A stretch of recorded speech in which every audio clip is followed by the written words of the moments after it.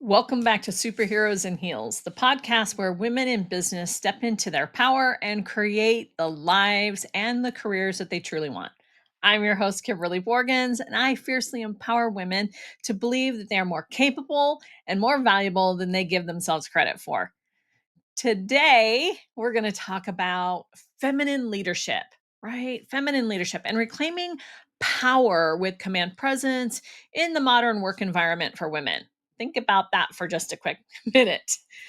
Oh man, let's be honest, for decades, hmm, leadership has worn a suit, tailored button up, tie cut from the cloth of a male dominant paradigm.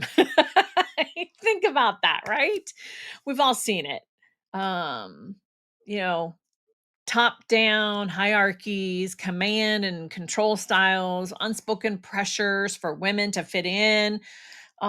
As women, we have had to try to emulate those models, right? We wore the suits. I remember when I first started out in business 33 plus years ago, I was wearing the suits. Okay.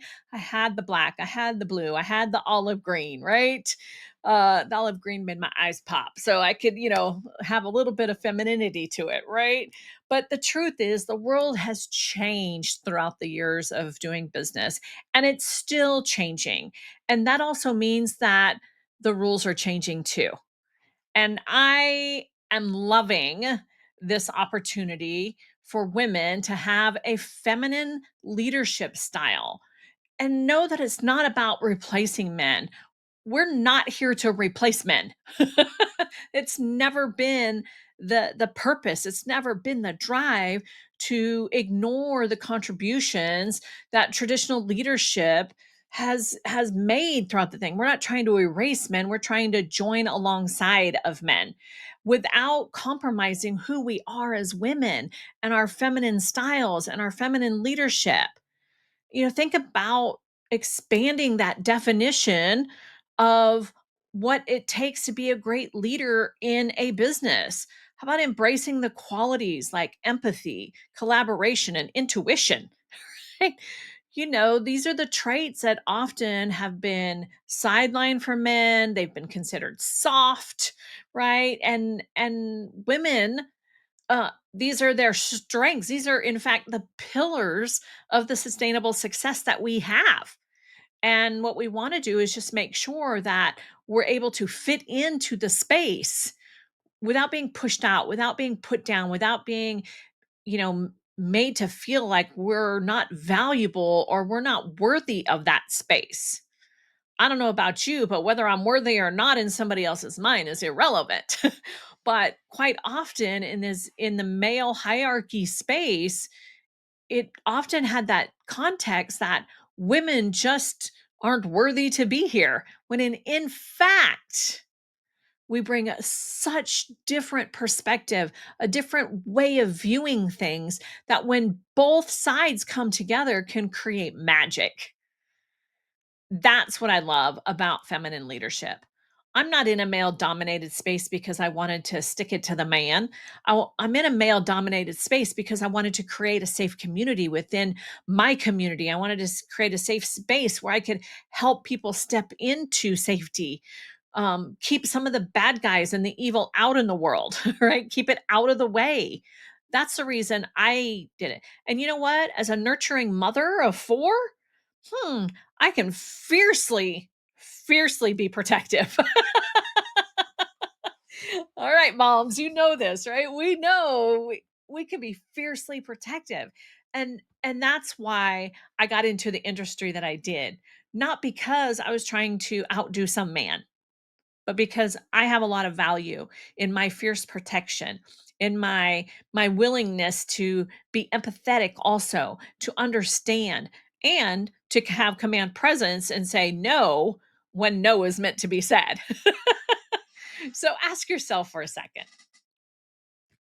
Have you ever felt the need to put on a mask at work? Lower your voice down, hide your emotions, second guess your intuition? I know too many women have. Look, I've been asked to second guess my intuition even with my own business partner.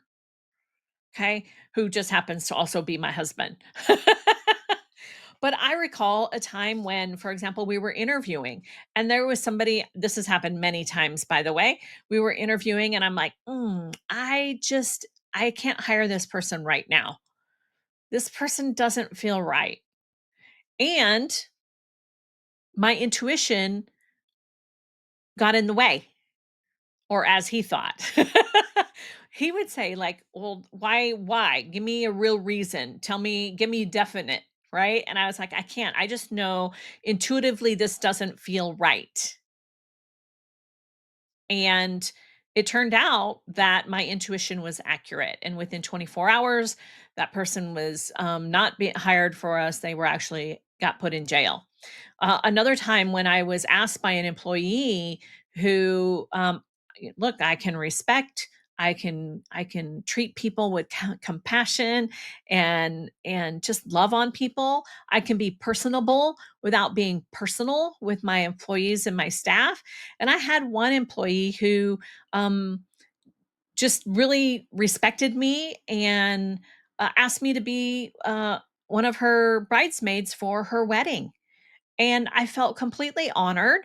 And I told her, I said, I didn't think that that would be a good idea, but thank you so much for the honor because my intuition said something wasn't right here. And again, that goes from being personable versus personal in business. And that we'll do another podcast around that. But, I respectfully declined. I did, however, attend the wedding. I respected them enough to attend the wedding at that time. Well, it turned out that this employee, actually, it was two employees who met through the company and then decided to get married. And this is a perfect example. I'm going to tell you, it's a perfect example of why couples shouldn't be working together in business. One should not be over the other in the level of employees. I'm not talking about partners in business. Okay, I just want to get that clear because I don't know, about 6 or 8 months after they were married, we found that they were embezzling from the company.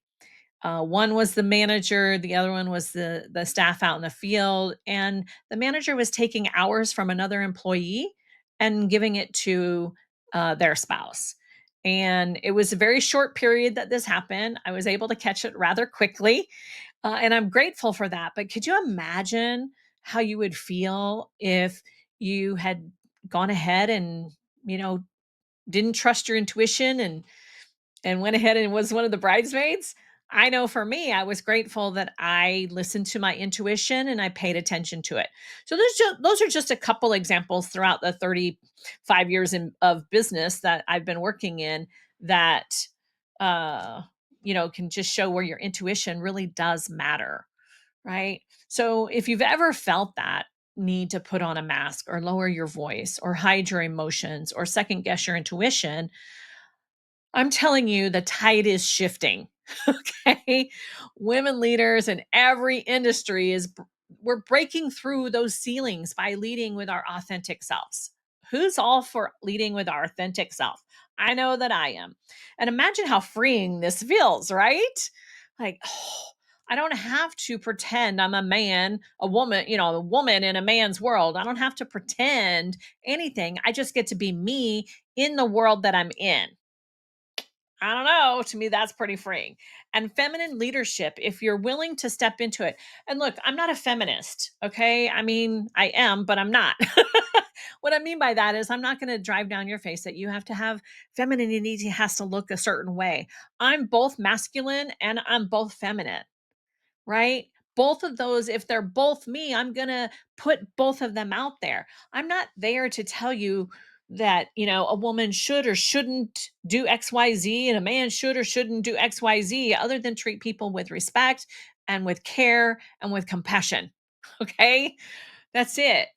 But I want to say is I want to help us reframe leadership from a competitive struggle to a collaborative journey. Instead of viewing our colleagues as rivals, the men or the women, right? Can we see them as allies? Can we see them? Uh, can we see ourselves building bridges with them?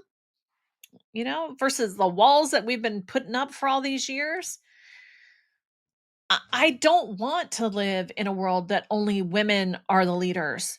I want to live in a world where there's a collaboration of both, right? When we start meetings with a round of genuine check ins with each other, right? Creating a space for every voice. Encourage brainstorming rather than top down directives.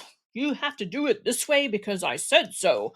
You know, I understand that in a militaristic mindset, when you're in the military, they're doing that, they're training that as a way of safety because you're going to go into battle. You're going to go to war at some point, whether that's an internal war or an external war, whatever that is they're training you that way to prevent the war. But guess what, ladies and gentlemen, we don't have to be at war in business. I mean, we can be competitive, but we do not have to be at war.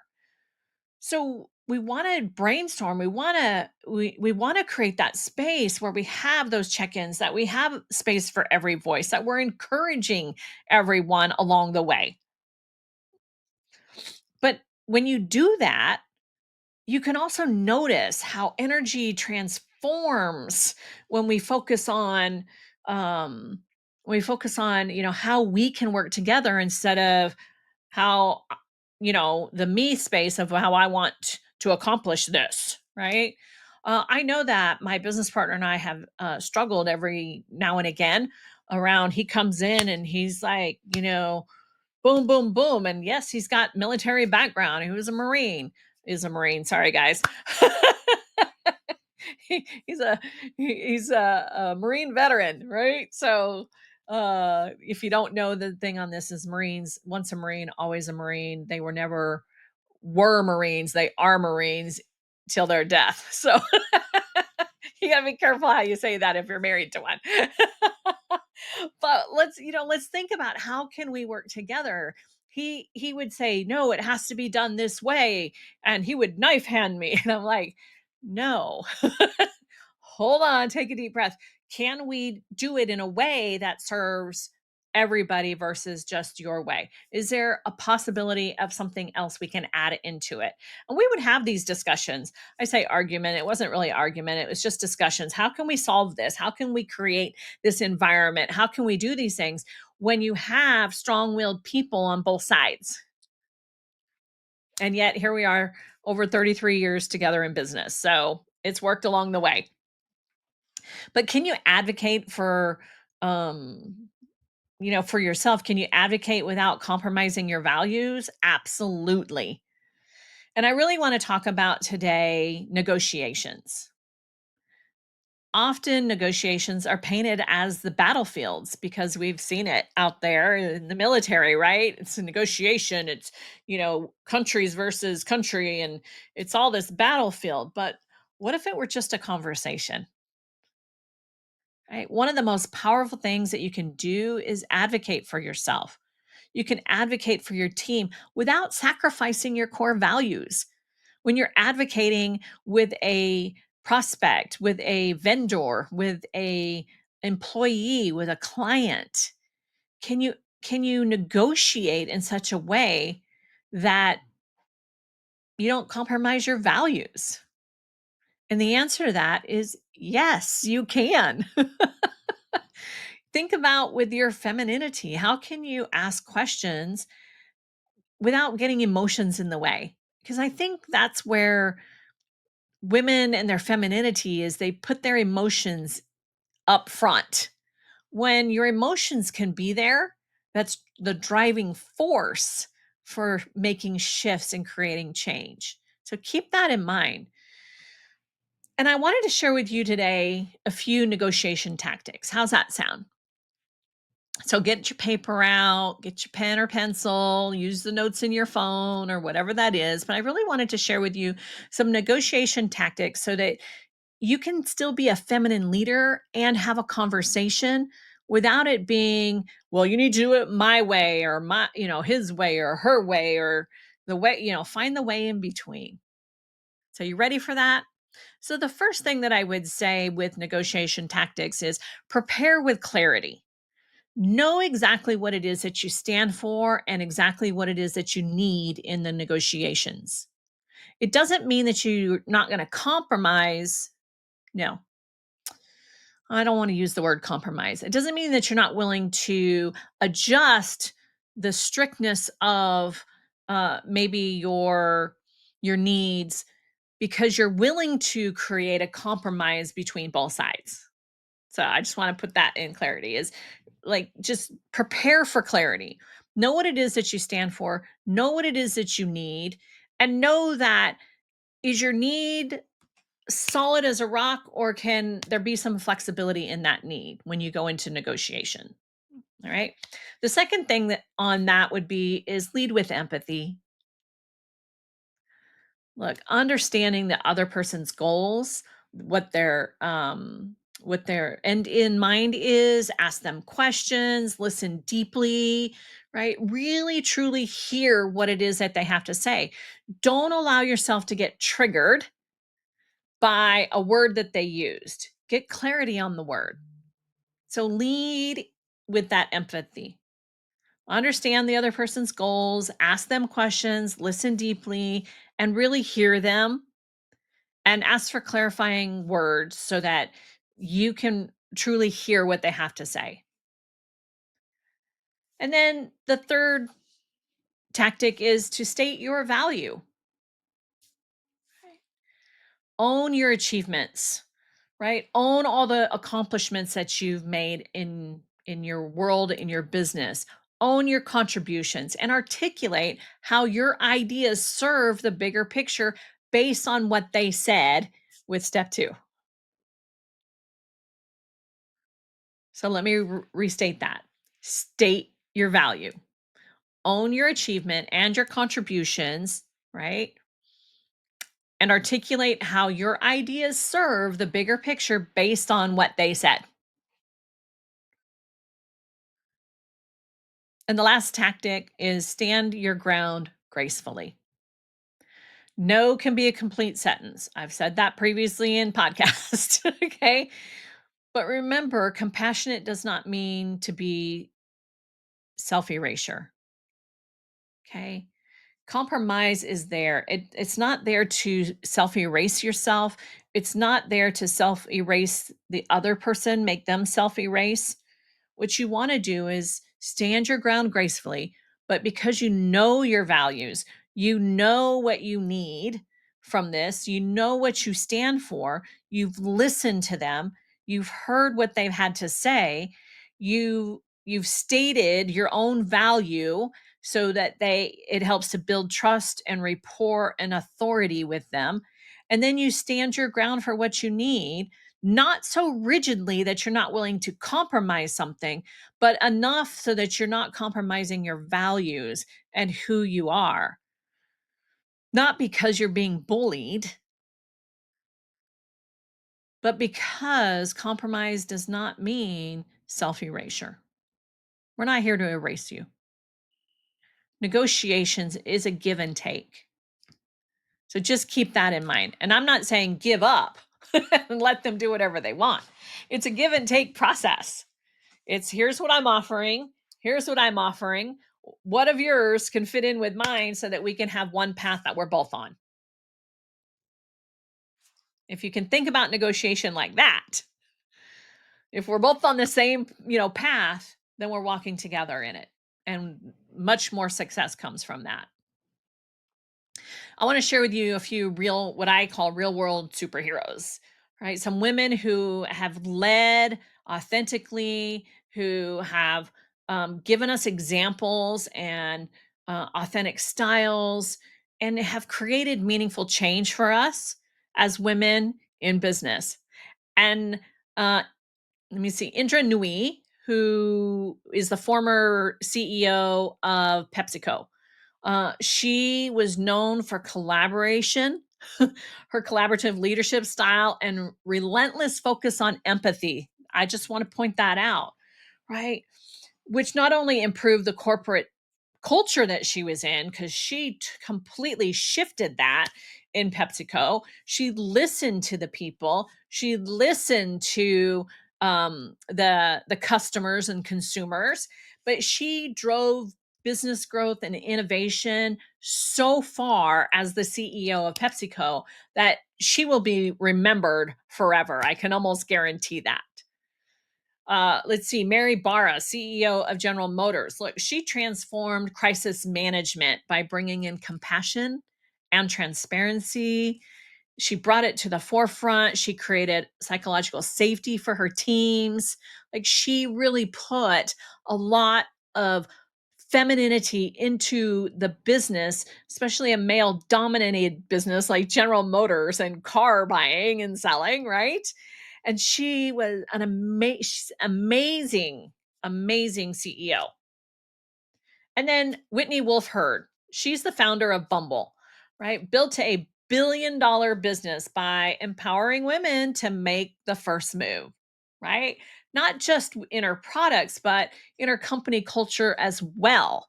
These women didn't just play by the rules, they rewrote them.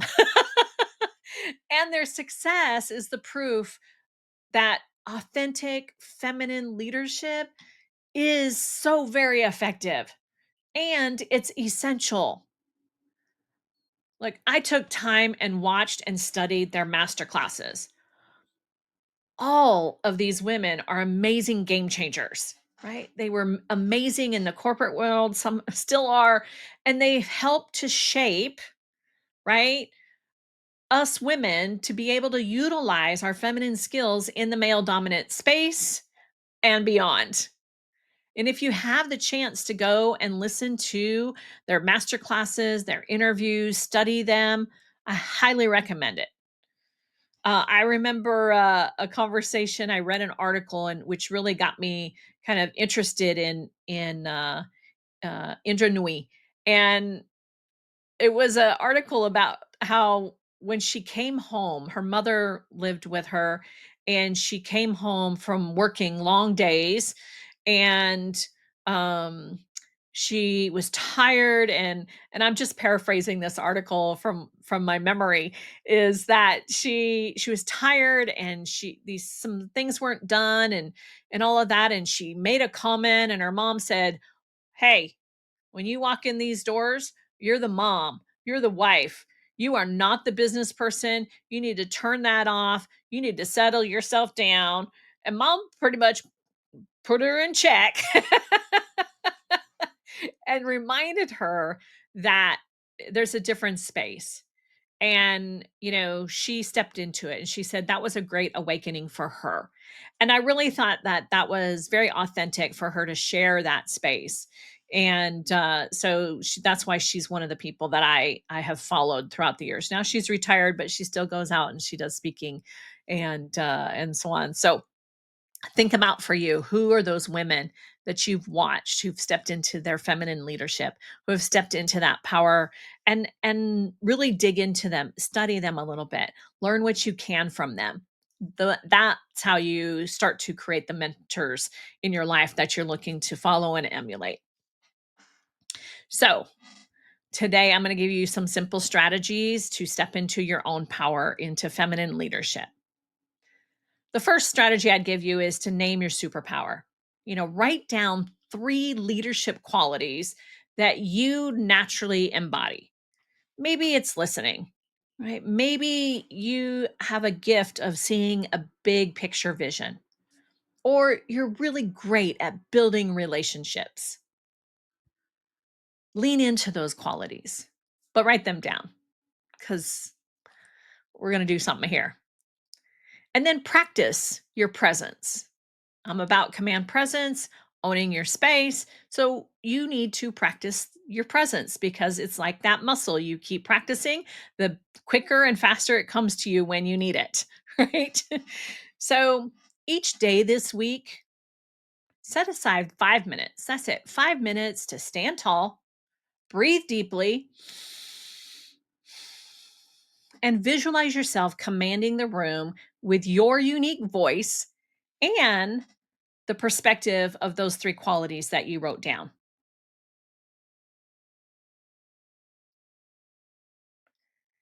And then celebrate the small wins. Every time that you lead with empathy or collaboration, acknowledge it. Even if it's just for yourself, you don't have to acknowledge it in front of a group of people. Maybe just make a note of it and put it in your file of encouragement because these moments add up when you really need them. So, three simple strategies to step into your power. One is to name your superpowers, right? Write down three leadership qualities that you naturally embody. Maybe it's listening, big picture vision, or building relationships. Maybe it's knowing when to stop talking, knowing when to speak up, whatever those qualities are for you, lean into those qualities. And then practice your presence. Each day this week, make sure that you set aside 5 minutes of time to stand tall, breathe deeply, and visualizing yourself commanding the room with your voice and your perspective from those three qualities. And then celebrate your small wins. Every time that you lead with empathy, every time that you collaborate and it goes well, acknowledge it. Even if it's collaborating with your kids. Look, I need you to get your room clean. I don't want to clean my room. Okay. How can we get you to clean your room and allow you some time for yourself? Right? Those are small wins. You take them where you can. That's what I would challenge you for this week. Simple strategies.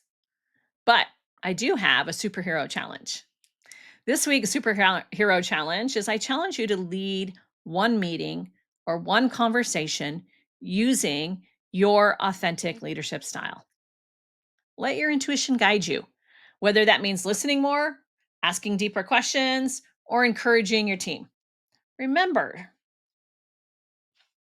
it's about how you can just get in there and speak who you are with all that you have in your heart and your soul for the business, for the job that you have, for the community that you're a part of.